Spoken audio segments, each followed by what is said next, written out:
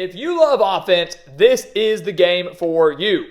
Two of the best quarterbacks in the country will face off this Saturday as Michael Penix and Washington travel to take on Caleb Williams and USC. It's a game that has major Pac-12 title implications and is an even bigger game for Washington when it comes to their college football playoff hopes. So we expect a lot of points to be scored on Saturday, but the bigger question may be which defense can step up in the clutch. That is the question we're going to answer today. So welcome back to the Gridiron Expert, guys. We're so glad you could join us today. As always, please continue to like, comment, subscribe, share our videos, and check out everything down in the description below, including those expert picks over on our website, thegridironexpert.com, where we are on a 55-26 run against the spread. That is 69.7%. So if you want some guaranteed big-time winnings, records that are beating out over 80% of the national handicappers, one of the lowest subscription prices in the country, and a subscription that lasts a full 365 days, which no one else in the country will give you. We can promise you that. This is the place for you. Guaranteed winnings, one of the best records in the country, and the best price in the country, best customer service in the country. Go sign up and join our GE Nation today. Again, those expert picks down in the description below over on thegridironexpert.com. So let's take a look at this game, guys. Washington and USC. It's not the top 10 showdown that I think we maybe all expected it to be back in the preseason. You know, we knew Washington was going to be good. We expected USC to maybe be in contention as well, but we always said the thing that was going to hold USC back was their defense, and that certainly has been the case this year. They were torched against Notre Dame, a lot of that also due in part to Caleb Williams and the turnovers, but then they were also torched at home to Utah. They defeated Utah. The Trojans would still maybe be in the college football playoff discussion, especially if they could pull off this win over Washington. But we knew, regardless, coming into the game, it was going to feature two great quarterbacks. It was going to feature a lot of points. And you take a look at why. We'll start with Washington here. This is an offense averaging over 500 yards per game, with nearly 400 of those coming through the air, led by Michael Penix, who again has thrown for over 2,900 yards and 24 touchdowns this season.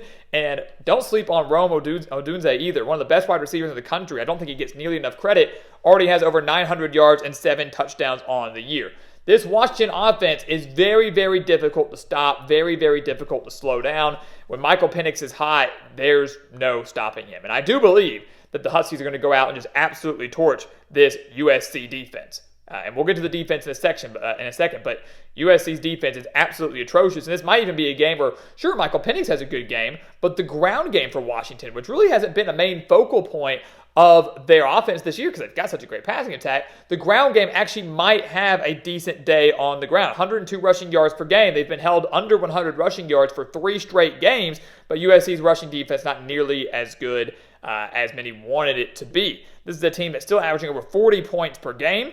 The question, once again, is will they be consistent enough, right? We've seen Washington light teams up. They've got that massive win over Oregon. The last 2 games against Arizona State and Stanford have been relatively lackluster, held to 15 points against Arizona State. Sure, dropped 42 on Stanford, but the game a lot closer than it really needed to be.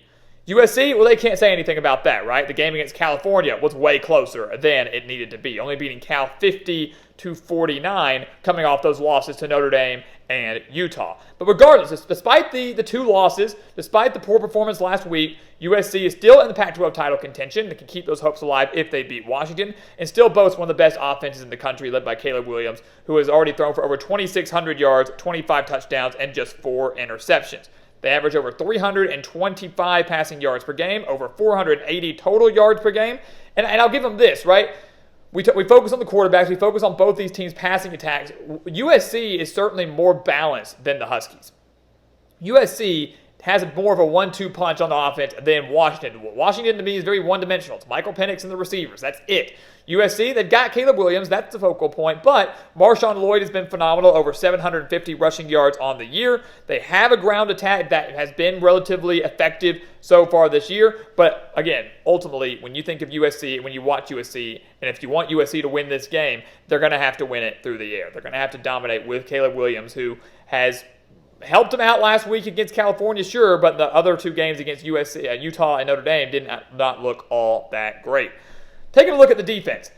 We'll stick with USC here. We mentioned it earlier, how the Trojans' defense is absolutely horrendous. And that's the thing, right? They can play offense, but they can't play defense. And that's what's held them back. That's what held them back last year and prevented them to get to the college football playoff, and they lost both those games to Utah. That's what held them back this year, losing to Notre Dame, losing to Utah, and maybe now possibly to Washington, and probably should have lost last week, if I'm being honest, to California. Allowing 49 points to California is absolutely terrible. I mean, look at the numbers, guys. They've allowed at least 34 points. USC has allowed at least 34 points in each of their last 5 games. They're giving up over 420 yards per game, including 172 on the ground. That goes back to what we were saying about Washington, where the Huskies might find some success on the ground. They haven't had it the last few weeks. They might now against USC because they haven't been able to stop the run at all. But I mean, listen to this. They allowed 527 yards to California and benefited from 4 California turnovers. Without those, the Golden Bears win, and USC is a 3-loss team right now. They allowed 482 yards to Utah, 506 yards to Arizona, 564 yards to Colorado. I mean, they're just getting torched left and right. The offense is the reason they've been kept in these games. The offense is the reason they beat Cal. Offense is the reason they hung with Utah. Offense is the reason they beat Arizona in overtime, beat Colorado barely. That's why. Any other team with a mediocre offense and a defense like this is losing every single one of those games. So on one side, you credit USC. On the other side, you go, man, they are pretty dang lucky. Yeah, they forced 13 turnovers this year. That's something they've got going for them. And ultimately, that's how they have to win this game. You're not going to all of a sudden see this magical defensive performance from USC where they're going to shut down Michael Penix. But if they can win the turnover battle, if they can go out there and force Penix into some mistakes, that's where USC stands a chance. That's where the defense gets the ball into Caleb Williams. The more Caleb Williams is out there on the field, the better chance they have to win, the more opportunities they have to score. And if USC can get themselves ahead 10, 14, 17 points somehow, make Washington start playing from behind, playing with a little pressure, well, then they've got a chance to win this game at the Coliseum. Washington, their defense isn't much better, right? We're talking about the Huskies being a college football playoff contender, and they are. They are undefeated. They've got that massive win over Oregon, although to get to the Pac-12, to the college football playoff, they probably have to win the Pac-12 against Oregon again, which will be a very difficult task. But this is the defense, guys, allowing over 400 yards per game, 265 through the air, 135 on the ground. They allowed 495 yards last week to Stanford. This is a bad Stanford team, guys. They're not that good. And Washington allowed nearly 500 yards to them, over 360 through the air, and 33 points. They create no pressure whatsoever. Washington's defensive line is garbage, only 10 sacks on the year. They have 9 forced interceptions, 0 fumble recoveries. Bottom line is the Huskies are very similar to USC. Maybe they're not showing it as much in the stat lines where they're getting torched for 500 yards a game or anything like that, but the Huskies' defense isn't all that great. They probably should have lost to Oregon. They looked horrendous against Arizona State. Arizona State, they were even slightly better on offense, would have beat Washington. They got torched by Stanford, and very similar to USC. If Washington had a mediocre offense, they would have lost to Stanford.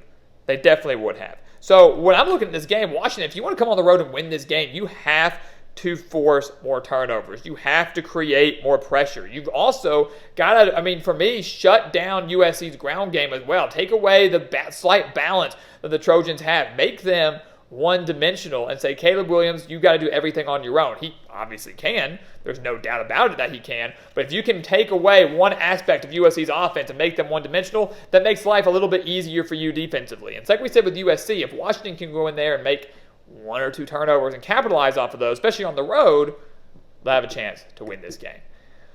So look, bottom line, guys, we said it over and over again. If you like offense, this is the game for you. If you love defense, you might want to turn away because there's not going to be any defense played in this game. I would be very shocked. But ultimately, what it's going to come down to is which defense does make a play, right? We're going to see Caleb Williams and Michael Penix taking blow for blow. It's going to be back and forth. It's going to be a great game. But ultimately, some defense is going to have to step up. Whether it's getting a crucial turnover, whether it's just getting a crucial stop, someone's going to have to get some stops to escape with this win. And you look at this, it's going to be a bigger game for Washington than USC, right? Both are in the Pac-12 title hunt, but Washington has playoff aspirations. If they win this game, they keep those aspirations alive, especially with tough games coming up against Utah, Oregon State, and then a possible Pac-12 rematch against Oregon. So a lot of stuff coming up for the Huskies. If you lose this game, things are going to be looking a little dire for the Huskies' playoff chances. Ultimately, guys, I actually think that the Huskies will win this game.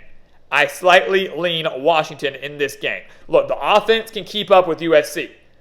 Part of the reason USC sometimes wins these games is because other offenses can't do it. Washington absolutely can, and some would argue that Washington has a better offense overall than USC. So the Huskies can keep up there. I think Washington owns a slight, and I mean slight, defensive advantage over the Trojans. The Coliseum really doesn't provide that much of a home field advantage. It's really not all that great. Washington, I think, goes in, barely survives against USC. They win this game over the Trojans. They move to 9-0, keep those playoff hopes alive. But as we mentioned, tough test coming up against Utah, Oregon State, Washington State, and then a possible Pac-12 championship. A playoff berth is far from guaranteed, but the Huskies will live to see those hopes stay alive for another day.